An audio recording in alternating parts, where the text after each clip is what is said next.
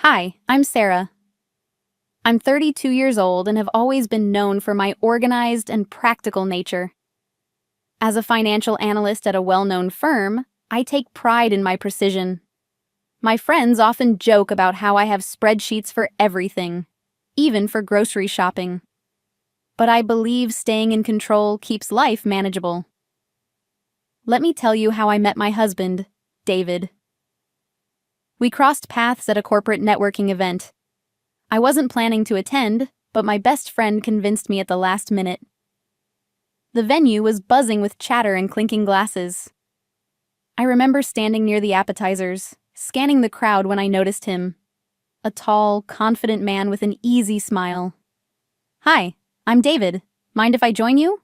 he asked, holding a drink and gesturing toward the empty space next to me. "Sure, I'm Sarah.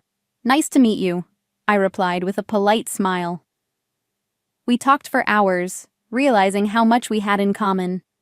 David was a marketing strategist with a knack for storytelling. He shared my love for jazz music and late-night drives. By the end of the evening, I felt a connection I hadn't experienced in years. A few weeks later, David asked me out on an official date, and things took off from there. Our relationship blossomed quickly. David was attentive, charming, and full of surprises. One evening, he took me to a cozy little jazz club hidden in the heart of the city. It became our favorite spot, a haven where we could unwind and enjoy the music. 6 months into dating, he proposed during one of our visits there. It was intimate, heartfelt, and perfect. Our wedding was beautiful, but not without its challenges. David's older sister, Emma, brought her 3 energetic children. While I had nothing against kids, I wasn't prepared for the chaos they brought. During the ceremony, they spilled juice on the aisle and disrupted the speeches with their shouting. David found it amusing and brushed it off. "They're just kids, Sarah. Let them enjoy," he said with a laugh. I forced a smile, hoping it wouldn't become a recurring theme. After the wedding, David and I moved into a cozy apartment. Life was good, but small cracks began to show. David's laid-back attitude, which I once admired, started to frustrate me. He'd leave dishes in the sink for days, forget important dates, and dismiss my concerns as overreactions. One evening, after a long day at work, I came home to find the apartment in disarray. "David, can you please clean up? I'm exhausted," I said, trying to stay calm. "Relax, Sarah. It's just a bit of mess. We'll handle it tomorrow," he replied, not even looking up from his phone. Over time, these small disagreements snowballed. To make matters worse, Emma started visiting more frequently with her kids. Our once peaceful home turned into a circus whenever they were around. The kids would climb on furniture, spill food, and leave toys everywhere. Emma rarely disciplined them, and David's response was always the same. "They're just kids, Sarah. Lighten up." One weekend, Emma showed up unannounced. "I need a break. Mind watching the kids for a few hours?" she asked, already stepping inside. Before I could respond, she was out the door. The kids immediately started wreaking havoc. I tried to keep my composure, but when they shattered a decorative vase my grandmother had gifted me, I lost it. "David, do something!" I yelled. He shrugged, saying, "It's just a vase, Sarah. Let it go." That moment was a turning point for me. I realized I was constantly compromising my peace for people who didn't seem to care about my feelings. I decided it was time to set boundaries. "David, we need to talk," I said one evening. "I can't keep living like this. We need to find a balance." He promised to make changes, but his actions rarely matched his words. A few months later, things escalated. Emma's husband filed for divorce and she needed a place to stay. Without consulting me, David invited her and the kids to move in temporarily. "It's just for a few months," he assured me. But I knew better. "David, our home is already chaotic when they visit. How are we supposed to manage this full time?" I asked, exasperated. "They're family, Sarah. We have to help," he replied firmly. The day Emma moved in, I felt my sanctuary slipping away. Our apartment became a battleground of noise and clutter. Emma treated our home like her own, making decisions without consulting me. Her kids' behavior only worsened, and my patience wore thin. One evening, as I cleaned up yet another mess, Emma casually mentioned, "Oh, by the way, I'm borrowing your car tomorrow." "Excuse me?" I asked, stunned. "David said it's fine," she replied dismissively. When I confronted David, he said, "She's going through a tough time. Let her use the car." I couldn't believe it. My needs and boundaries were constantly being overlooked. One night, after a particularly chaotic day, I sat alone in our bedroom, overwhelmed and defeated. I thought about everything I had sacrificed for this relationship and what I had received in return. The answer was clear. I deserved better.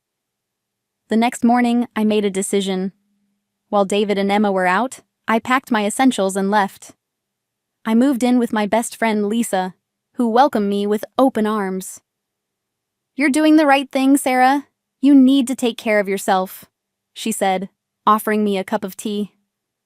Over the next few weeks, I focused on rebuilding my life. I found a small apartment downtown and started decorating it to make it feel like home. It was a fresh start, and for the first time in a long time, I felt hopeful. David tried reaching out multiple times, but I ignored his calls. One evening, he showed up at my doorstep, looking remorseful. "Sarah, I'm sorry. I realize now how much I've hurt you." "Can we start over?" he pleaded. I looked at him, my heart heavy with a mix of sadness and resolve. "David, I've given this a lot of thought. I need a life where I feel valued and respected. I don't think we can provide that for each other anymore," I said firmly. He nodded, tears in his eyes. "I understand. I just wish I had realized it sooner," he said before walking away. As I closed the door, I felt a sense of closure. It was painful, but necessary. Months passed, and I found myself thriving in my new life. I reconnected with old friends, took up painting, and even adopted a rescue dog named Max. My small apartment became a sanctuary, filled with peace and positivity. Looking back, I realized that leaving David was the best decision I could have made. One afternoon, as I walked Max in the park, I bumped into Emma. She looked exhausted, juggling groceries and her kids. "Hi, Sarah," she said, her voice strained. "Hi, Emma. How are you?" I asked politely. "It's been tough," she admitted. "David's working 2 jobs now to support us, and I'm trying to find a job myself." I nodded, feeling a twinge of sympathy but no regret. Our paths had diverged, and I was at peace with my decision. Later that evening, I sat on my balcony with Max by my side, reflecting on how far I had come. The city lights sparkled in the distance, and for the first time in years, I felt truly free.